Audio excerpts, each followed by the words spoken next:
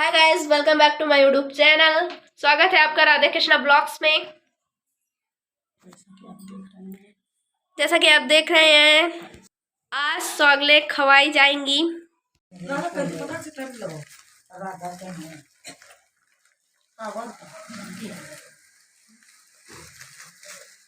एक बार पार्वती जी थी अपने राजमहल में बैठी रही तो दरवाजे पे देखी कि सब बच्चे बाहर खेल रहे थे।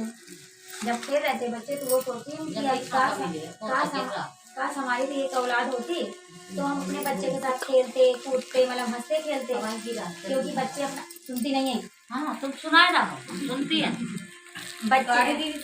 हाँ, उसके बाद कहें कि अगर हमारे भी एक बच्चा होता तो हम खेलते कूदते उसके साथ टाइम लेते आराम से बैठते उठते, क्योंकि बच्चा रहने से आदमी का आधा काम बटा रहता है। तो एक दिन बैठे बैठे शंकर जी उनका कोई टाइम है ना दे।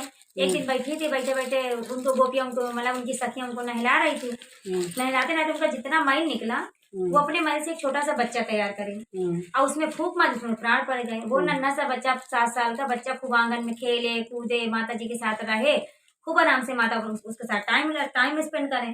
तो धीरे धीरे करके एक दिन शंकर जी सोच रहे हैं कि आजकल गौरा ना पर्वत पे आए ना हमारे पास बैठे हैं ना हमसे कोई बातें बताएं, आखिर क्या बात है। कहूँ कुछ बात होगी का भाई, जब आदमी का और तो आदमी वैसे भी सनक जाता है, नहीं कहे नहीं हमारे पास आके होती बट कुछ बात होगी का। तो एक दिन पूछे गौरा जी से कहें कि आजकल तुम पर्वत नहीं आती हो, क्या बात थी, तो हमसे बातचीत नहीं करती हो। तो पार्वती कहें अरे कुछ नहीं बोले जी, बच्चा ऐसे कोनो बातचीत नहीं है, ऐसे घर में रही थी, घर में काम काज ज्यादा हो जाता तो घर में रही थी। तो कहा पहले तो काम करेगा, नहीं ऐसे घर में रही थी, कौन ऐसी कोनो बात नहीं है। क्या ठीक है। एक दिन माता अपने घर में रही है, माता जी कहें गणेश से कि बेटा हम नहाने जा रहे हैं, अब चाहे जो कोई आए गेट के अंदर आने मत देना। ठीक है। गेट पे खड़े हो गए, माता अपना नहा रही थी। तो शंकर जी ने नंदी को गण को भेजा, कहें कि जाओ माता जी से कहो जाके कि हमने बुलाया है, आ जाए पर्वत पे। गए वहां पे गण उनके एक एक करके, कहे नहीं ना, कहें गेट खोल दो हमको माता से मिलना है। तो कहें गेट नहीं खोलेंगे क्योंकि हम माता का हमारा आदेश है कि चाहे जो कोई आए गेट हम नहीं खोलेंगे। तो कहा तुम कौन हो उनके, कहे उनके बेटे। फिर वो एक एक करके बारी बारी गण आया, बारी बारी करके शंकर बताया, शंकर जी कहे भोले बाबा वहां पे एक लड़का खड़ा, वो कह रहा कि हम तुम्हारे मतलब हम माता के बेटे हैं, हम गेट नहीं खोलेंगे। तो शंकर जी सोचे कि जब बेटा बनगा तो बाप का पता नहीं, महतारी अगर कौन बेटा बोले है कि हमका नहीं पता है बेटा बनगा उनके, फिर बाप को तो पता नहीं कि हमारे एक औलाद ही। फिर लास्ट में शंकर जी आए, गए वहां पे, उन्होंने कहा गेट खोल दो। तो कहा गेट नहीं खोलेंगे, हमारी माता का आदेश है कि हम गेट नहीं खोलेंगे जब तक वो हमको आदेश नहीं देंगे। तो कहा अगर वो माता है तो हम तुम्हारे बाप हैं, गेट खोल दो। तो कहा हमने आपको देखा ही नहीं तो हम कैसे मान लें कि आप हमारे बाप हैं, जब तक ये बात हमारी माँ नहीं कहेंगे तब तक हम नहीं मानेंगे। अपन 2 4 बार गणेश शंकर जी समझाए, लेकिन दोनों में वाद विवाद होने लगा। शंकर जी अपन त्रिशूल उठाए गर्दन काट दिए। जब गर्दन काट दिए तो माता वहां नहा रही थी, जैसे गर्दन काटी वैसे माता का सिंहासन हिल गया। क्योंकि चाहे अब हो चाहे जब हो, अगर लड़का का तकलीफ होती है तो महतारी को पहले एहसास हो जाता है कि हमारे बच्चे को कुछ ना कुछ तकलीफ है। चाहे नन्हा से अगर भूखा है तो दूध पहले पहले लगता है कि हमारा बेटा भूखा है, कोई भी ले लो। माता तुरंत जान गई कि हमारे लड़के कुछ संकट आया है, तब ही हमारा मन डगमगा गया। गेट में आई तो उनके गर्दन अलग शरीर अलग, खून की धार लगी।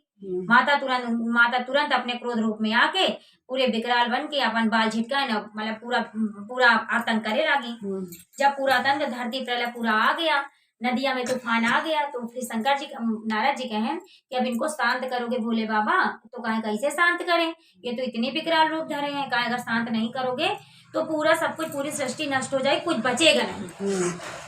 तो कहा कैसे शांत करे, कुछ तो बताओ। तो कहा कि अब आप सोचो। तो विष्णु भगवान कहें कि वो जैसे मतलब नाच रही हैं तो तुम उनके पैरों के नीचे लेट जाओ, शायद उनका क्रोध शांत हो जाए। ठीक है। अपना नाचे तो ध्यान न दिया, शंकर जी उनके पैर के नीचे लेट गए। जब लेट गए तो उनका दाहिना पैर उनके छाती में पड़ गया। जब छाती में पड़ गया तो उनकी जीभ निकल आई। उन्होंने कहा अरे हम तो अपने पति के ऊपर पैर रखे हैं। उनका क्रोध शांत हुआ तो कहा भोले बाबा हम तो तुम्हारे ऊपर पैर रख दिए। तो कहा कोई बात नहीं, अब हमारे पास इस भाई हम तुमसे रोकते समझाते तो तुम समझती नहीं, तुम्हारा क्रोध शांत नहीं होता, इसलिए हमने तुम्हारे ऊपर पैर के नीचे लेटे, शायद तुमसे ये एहसास हो तुम्हारा पति हमारे पैर के नीचे लेटा है। तो माता रानी का हमसे बहुत बड़ी गलती हो गई, हम दोबारा क्रोध नहीं करेंगे। तो कहा कि क्रोध तो ना करें हम क्रोध, लेकिन हमारे बच्चे का कहा भाई हमको बच्चा चाहिए अपना, कहें परेशान ना हो, हम तुम्हारा बच्चा जिंदा करते हैं। क्या ठीक है। अपने गढ़ों से कहें कि जाओ चारों दिशाओं में चले जाओ, चारों दिशा में जो माँ का बच्चा अभी अभी हुआ हो आप करवट लेके लेटी हो, बच्चा पेट के पीछे हो, उस बच्चे को ले आओ, हाँ गर्दन काट के ले आओ, उसका गर्दन हम इसमें जोड़ देंगे। चारों दिशा में सुबह से शाम हो गई, ढूंढते ढूंढते ढूंढ उनको कोई मिला ही नहीं। एक हथनी थी, उसका बच्चा तुरंत हुआ था, तो दर्द के कारण करवट लेके लेट गई थी। तब वही कहते हैं कि बच्चा का पीठ के पीछे नहीं लिटाया जाता है। दर्द कर करवट लेके लेट गई थी, जब लेट गई थी तो गड़ गए, वही हाथी की गर्दन काट के गणेश जी शंकर जी के पास ले आए।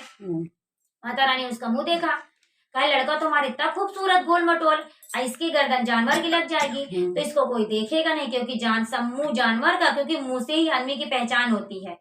आदमी के शरीर अगर लग रहा है लेकिन अगर सर नहीं लगा है तो उसकी पहचान नहीं कि कौन है। तो शंकर जी कहें कि तुम परेशान न हो, हम इसमें फूंक मार देंगे और ये जिंदा हो जाएगा। जब तक इसकी पूजा कहीं भी विकार में नहीं होगी, चाहे शादी हो, चाहे पूजा पाठ हो, चाहे जौन काम हो, तब तक वो कार्य सफल नहीं होगा। इसलिए सबसे पहले, हमसे पहले भी इसकी पूजा होगी। सब देवताओं में सबसे पहले ये है। भगवान जी अपन जिंदा हो गए, पूजा होने लगी। भगवान ने कहा कि जहाँ इनकी छाप नहीं होगी वहां किसी चीज की छाप नहीं होगी। बोलो गणेश भगवान की जय। पहुंचे।